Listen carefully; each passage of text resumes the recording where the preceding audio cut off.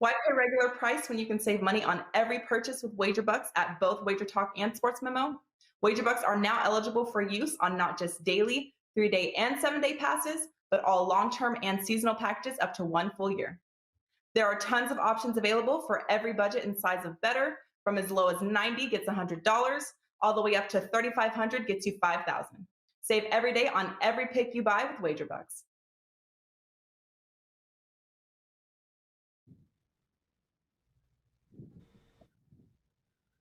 All right, guys, welcome in and happy Tuesday to you as we are getting ready for week 6 of the college football season. And we got 4 games here today we are going to break down with you, and we're going to do it with 3 of the absolute finest located at WagerTalk.com. Help me welcome in, of course, our good friends Tony Mejia in the house, as well as Bryan Leonard hitting right in the middle.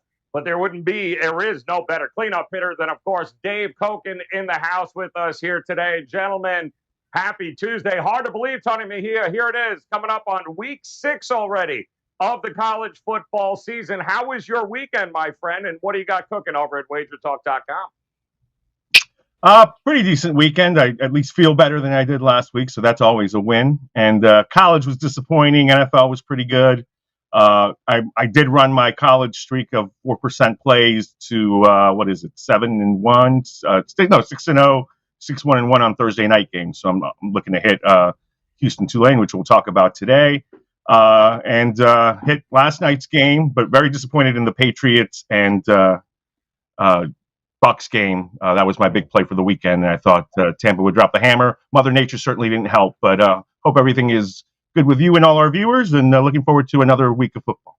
All right, let's do it there. Just another accolade, another feather in that Brady cap there. Nothing like wanting to throw up here, Bryan Leonard.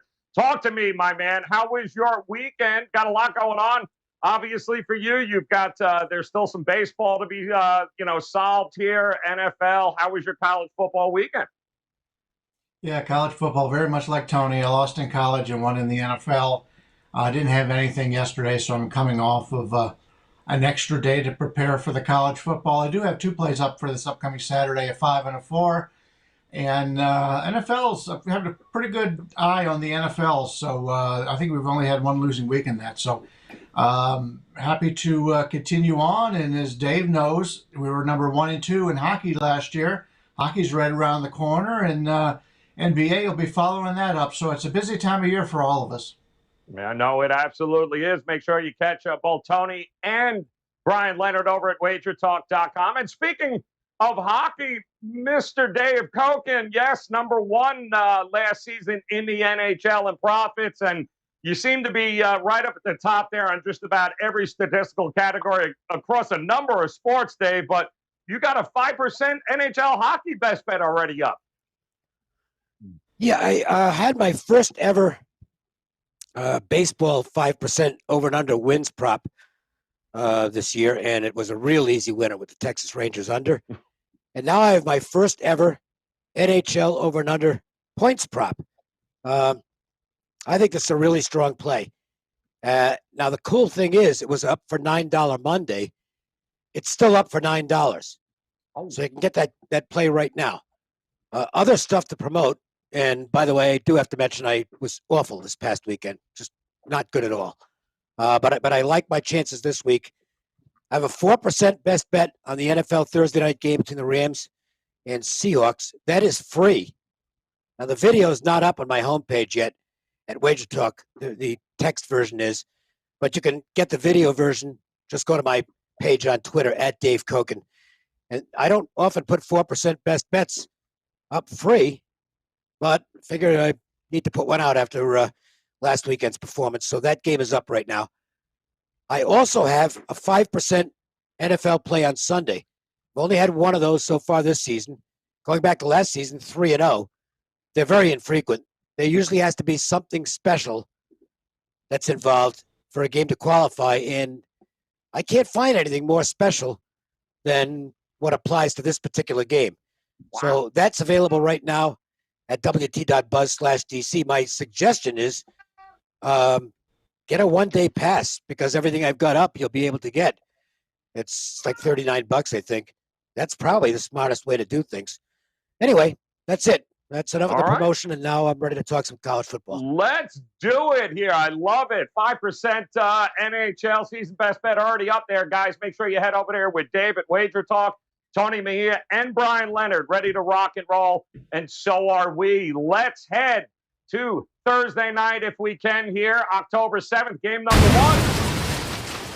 Look at that. Houston taking on Tulane. Two teams heading in completely opposite directions here. Opens up as Houston -4, total 62.5 here. And boy, what a thrashing that was last Friday, right? 45-10 by Houston here, Tony Mejia. But yet we find ourselves in a situation here with, outside of that Oklahoma game, what the hell happened to Tulane here?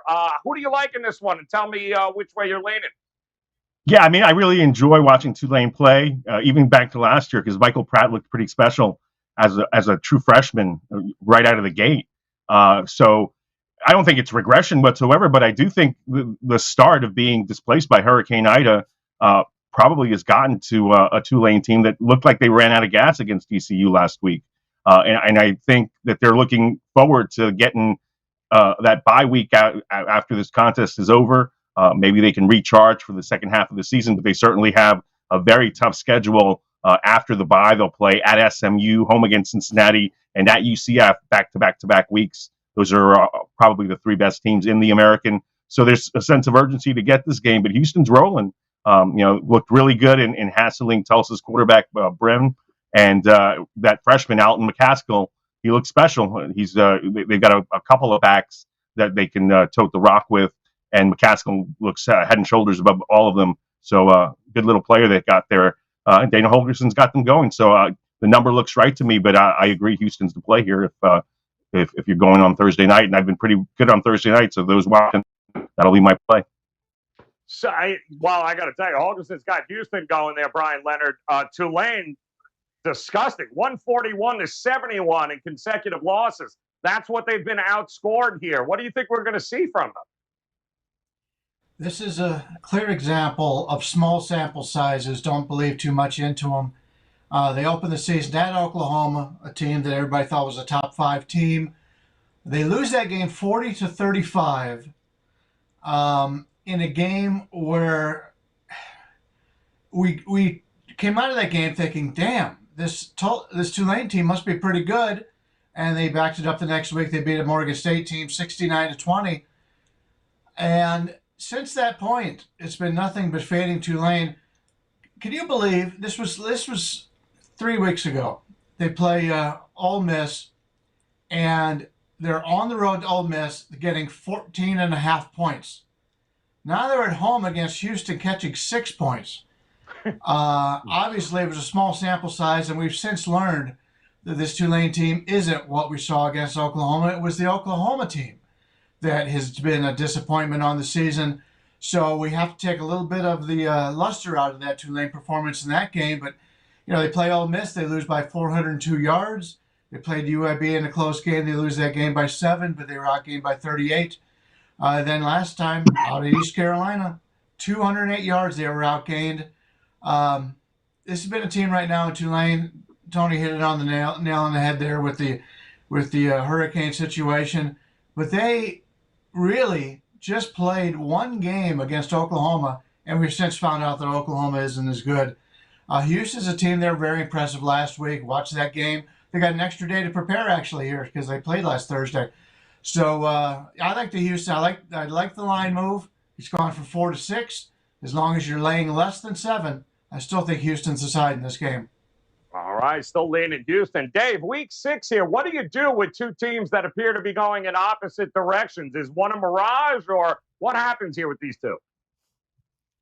Well, Houston's getting better, and Tulane is getting worse. Tulane, they can do some stuff on offense. I like their OC, and I think they've got some talent on offense. But I don't think their defense has anything to do with the hurricane or being displaced or anything else. They just can't tackle. They are a brutal defensive football team. I mean, look at the points and the yardage East Carolina put up to them. And last I checked, East Carolina is not exactly one of the most vaunted offensive attacks in the country. I I think the playbook's going to be wide open on their side here. They've just got to take chances offensively and try and put enough points on the board to compete. And as for Houston, Clayton Tune is never going to be on the list of top quarterbacks. He's capable of turning the ball over. But I don't know that he'll have turnover issues against this Tulane defense, if you want to call it that. I think this game gets into the 70s. Why not? Both teams. It's Thursday night, national TV. I think both teams let it fly, and you get a high-scoring game. I would look at the over. All right, look at some points happening in that game here tonight, guys. And that is coming, of course, Thursday night. Looking forward to that as we get ready, of course, for game number 2 on the card here. Let's do it, Robert. Let's see what we got for our second game here. Who else? Nick Saban taking on Texas A&M. Boy, poor Jimbo just did not do anybody. Whoever made the schedule does not like Jimbo, apparently. 50.5 for a total. 17 here is what we're looking at as an opening. And, Bryan, I'll come to you because, wow, what a gauntlet this has been for Texas A&M, and it's obviously not going to get any better. So how do you approach this game? This is the one game on the schedule that we're talking about today, and both shows that I'm going to be on is I don't have a real opinion here. Texas A&M's defense, I've been really impressed with their defense, but their offense has done nothing. Don't know if I trust them in that regard. And one of the things I look at is I always take a look at turnovers and sacks. And if you win the turnover battle, you should win the game. You should be able to cover the spread. Alabama's first 3 games, they won the turnover battle by 5. They beat Miami by 12 against the spread. Then they lost to Mercer by 20.5 and Florida by 12.5. I think, a lot of people still claim that Alabama's the best team in the country. And they've been the best team in the country for the last 10 years.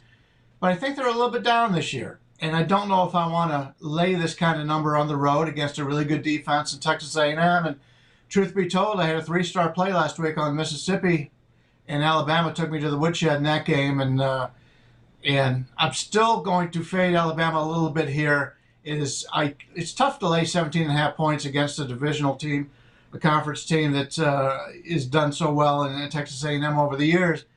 But slightly with Texas A&M here. I just think the line's too high for Alabama, but I prefer the under if I was to play this game at all. I think both teams defensively are very good, and Alabama's a team, that the last 2 weeks they've only allowed 57 to 63 plays to the opposition. So I think this will be a lower scoring game here. Give me the under between Alabama and Texas A&M, but it's probably the weakest out of the groupings for today.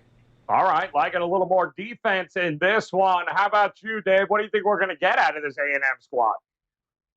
Not much. Not with Calzada at quarterback. He can't play. Okay, he's just not very good. And to me, A&M's only shot here is to run the play clock down to 1 on every play, snap the ball, hand it off, and hope you make a few first downs. If they got to throw the ball, they're dead. I look what Ole Miss did to a Heisman Trophy candidate, a legit Heisman Trophy candidate last week. They just completely shut him down. The second half, to me, it was all garbage time in the second half. That game was over. And so the final score was a little misleading from that standpoint. Had that been a competitive game, I don't think Ole Miss gets those points. A&M went a little soft. Alabama went a little soft zone in the second half. And it was garbage time, basically. I don't know where A&M gets their points from. A&M's going to have to play great defense in the game. They are capable of doing that. And that's their only chance to hang in. So to me, you take your chances with the under because 17 is still a lot to lay on the road. But there's no way I want A&M with this guy at quarterback. Not that I'm a big fan of King, who got hurt. And I think the learning curve is kind of steep for him. But it looks to me, and I've watched A&M play 3 games now with Calzada at quarterback. They weren't very good offensively against New Mexico. In the last 2 weeks, they've been downright terrible. If you can't score points against those teams, how are you going to get them against Alabama? You're not. I'll take the under. Taking the under. All right, defense it is. And what do you think here, Tony? I mean, how good is this Alabama team here? What do you think we're going to get out of them here in this matchup? Well, I mean, the one thing that hasn't surprised us in handicapping Alabama is we figured that the defense would be the driving force, where the offense has been what has championed Alabama over the last few years with Mac Jones running a system as a pro, because that guy had the IQ of a pro while he was playing there, with like guys at the skill positions that are immediate starters in the NFL. You know, this team is not that, but the defense is just dominant. And I lost. I thought Ole Miss would be able to hang around, and they drove 83 yards on that first drive. And perhaps if they get that final fourth down conversion, get in the end zone, that's a different game. But Alabama held them to 26 yards the rest of the way in the first half. And they just clamped down and got after Corral, and it was what it was. And now Calzada has no chance. First of all, he's an inaccurate passer. He's got to get in a rhythm. The offensive line doesn't block well enough to get him in a rhythm. And while they do have playmakers, he's not going to have time to get them the ball. So I agree with these guys that I think A&M is going to try to run the football, play the field position game, hope that they can get a mistake. High snaps have been an issue for Alabama if you want to nitpick. And maybe you get a special teams issue or a turnover. Conversely, though, I think we saw Nick Saban in that Alabama, offensive brain trust that they have now with Bill O'Brien and the offensive line coach Doug Marrone, who coached in the NFL as well. They're just running the football, really making life easy on Bryce Young, not taxing him with doing too much. And I think that'll be the case here. So while I put this number significantly higher than the odds makers did, I had it mid-50s just because Alabama's been able to score 40 pretty much every game. The fact that it's at 51.5 tells me that everybody's going to lean on this under, even though it's coming up a little bit. So maybe you be patient, hope it hits 52, and then back the under.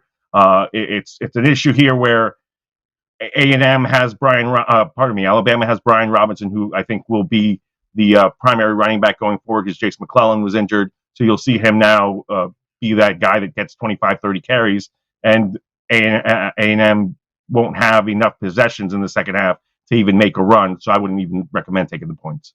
All right, there it is. Couple of unders. All right, point. Not a lot of where are the points going to come from? A&M is the big question there, but we'll have that game, Alabama, Texas A&M, on Saturday. We got another game heading Saturday night here. Let's take a look at it, see what we got, because I'm looking forward to this one for sure. And that's really? Utah taking on the SC. I hate Utah. They cost me nothing but money last year. I hope UAC wipes the field with him here, Dave. I do not like Utah, but I'll go to you first. They have 52 and -4 here.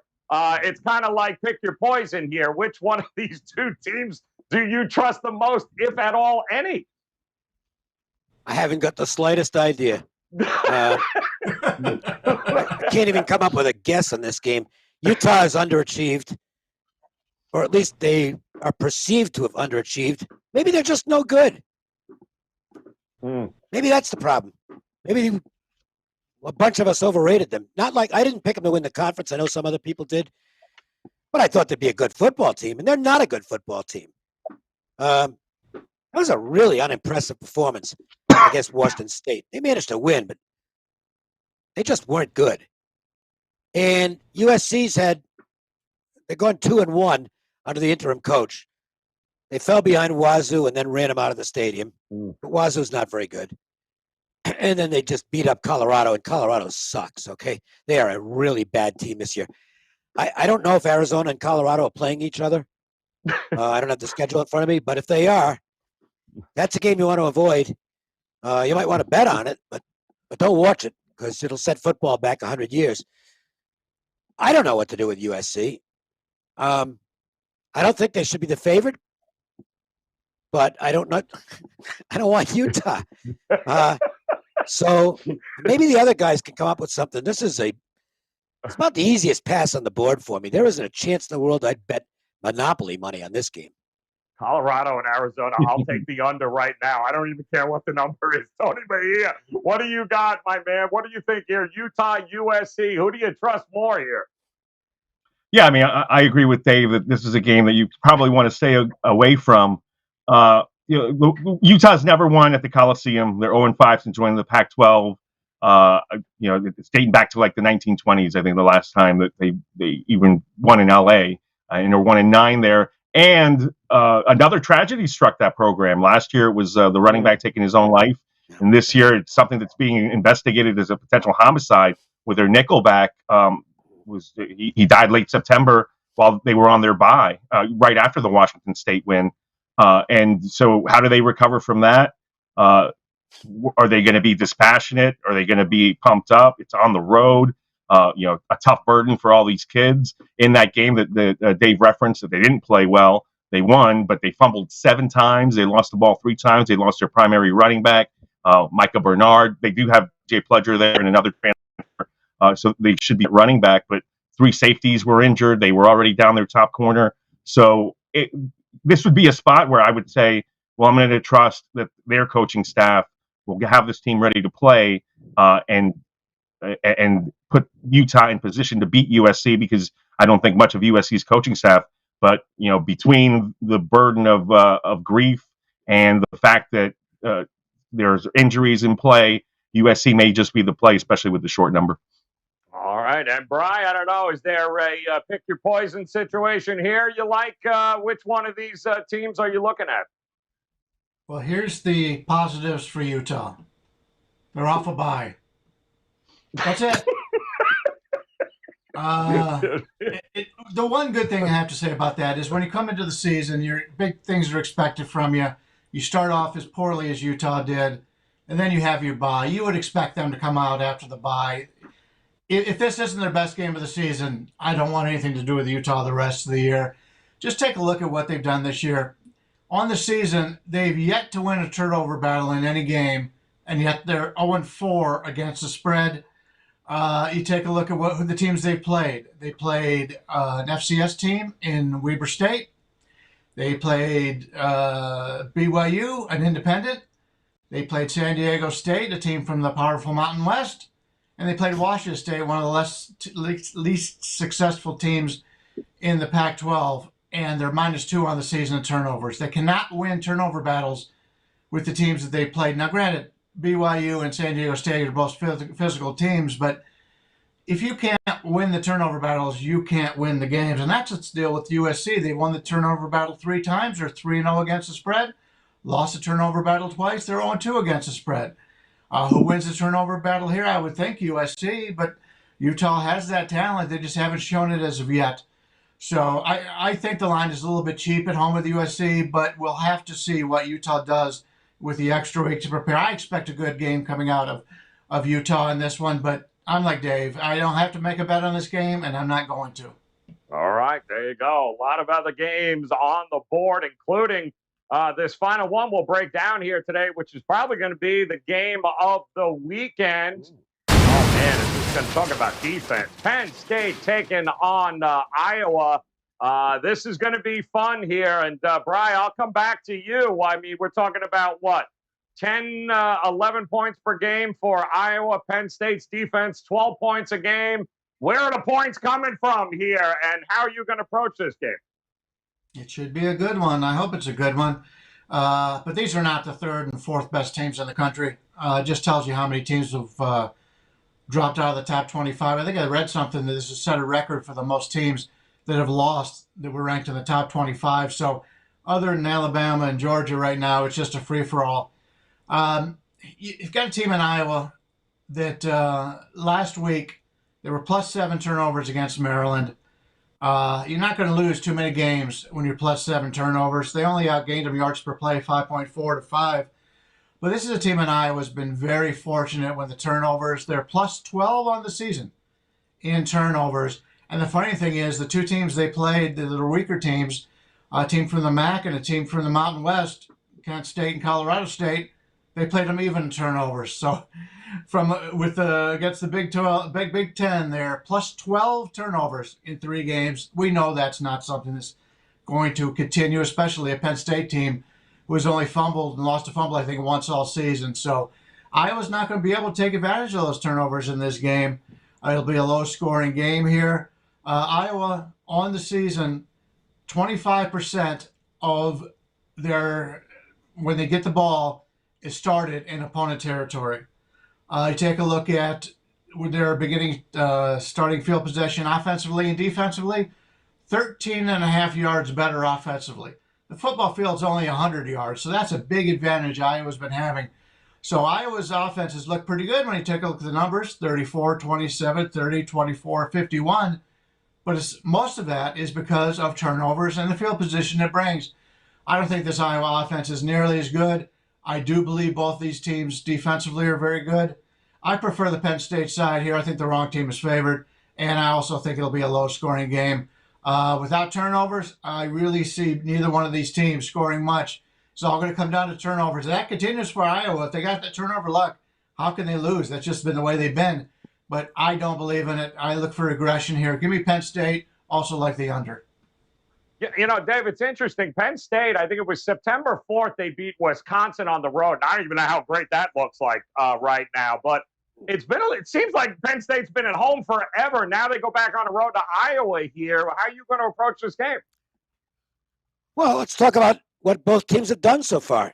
Penn State, they're lucky to win the Wisconsin game, or so it seemed at the time, because Wisconsin kind of controlled things in that game, but their quarterback continued to screw up in the red zone, and Wisconsin left a lot of points off the board and allowed Penn State to come back and win that game in what was at the time, I guess, a mild upset. In retrospect, Penn State has turned out to be pretty good, and Wisconsin isn't. Wisconsin has major problems at the quarterback spot, and quite frankly, the play calling, well, I don't know. I can't even blame the play calling, because when you're that weak at quarterback, it does restrict what you can run.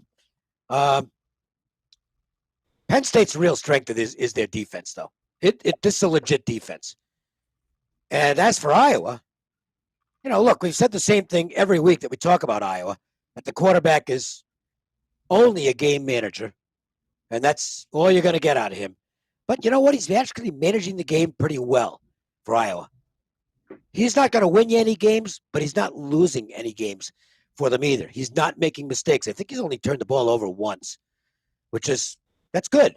All you want to do, if you're Iowa, is don't give the football away and rely on your defense. This is an old school Big Ten slobber knocker. Two physical football teams. They're going to both try to establish dominance at the line of scrimmage. I don't think either team is going to take many chances offensively, because if you screw up taking chances and fall behind more than one score, you're pretty much dead. I don't care either side. If anybody gets up 10 in this game, I think the game's pretty much over. If they get up 14, forget about it. So I think you're going to get two conservative game plans, and the strengths of the two teams will be on display here, which is the defense. It's a low total. It's like 41. I don't have the number in front of me, but it's about 41. I think that's a touchdown too high anyway. I think this is one of those 17-14 type of games. I don't really know who wins. I guess I'd lean Iowa because they're at home. To me, the play here is the under. All right, looking at the under there. I mean, Petrus, the ultimate game manager, Tony Mejia. I mean, as long as he ain't turning it over, they got a good shot at winning at home, don't they? Yeah, he was sharp last week. I'll give him credit, but it does help when your your defensive teammates are giving you short fields to work with, and you're getting time to throw, and you've got big tight ends just running unchecked down the middle of the field, and that's really where it's got a really nice set of tight ends. Their receivers leave a lot to be desired, so it's not entirely on Petrus, and the game plan is conservative, and they prefer to run the football and trust that defense. I will say that, first of all, this is they weren't that good anyway bowl, because that's all we'll be talking about is the loser here. They sucked anyway. The winner's not going to get credit as the top 4 team. They'll be the weakest one, although Cincinnati's in there too now. But the bottom line, you have to tip your hat to Iowa's defense. They've dominated every team that they faced. They made their quarterbacks look very poorly, from Indiana's Penix to Iowa State's top quarterback that is the best player they've faced so far. And one thing we've seen out of Clifford is that if you rattle him, he can be inconsistent. So now he's going on the road. He was inconsistent in Madison in a game that they were lucky to win. So from that standpoint, I think the total, it's a little too low for me to bite on the under, even though I'd like to. So Iowa might be the play here, laying the 3 at home, just because you have to. All right, first team to score wins. Should be a hell of a game, though, guys. That's going to be 9 o'clock on Saturday night. Should be a good time in Iowa as the Hawkeyes take on the Nittany Lions. All right, 4 games we broke down. Let's just take Utah and USC, throw it out. Of the remaining 3 there, Tony Mejia, I'll come back to you. Tell me which one of these games are you leaning toward a little bit more than the other?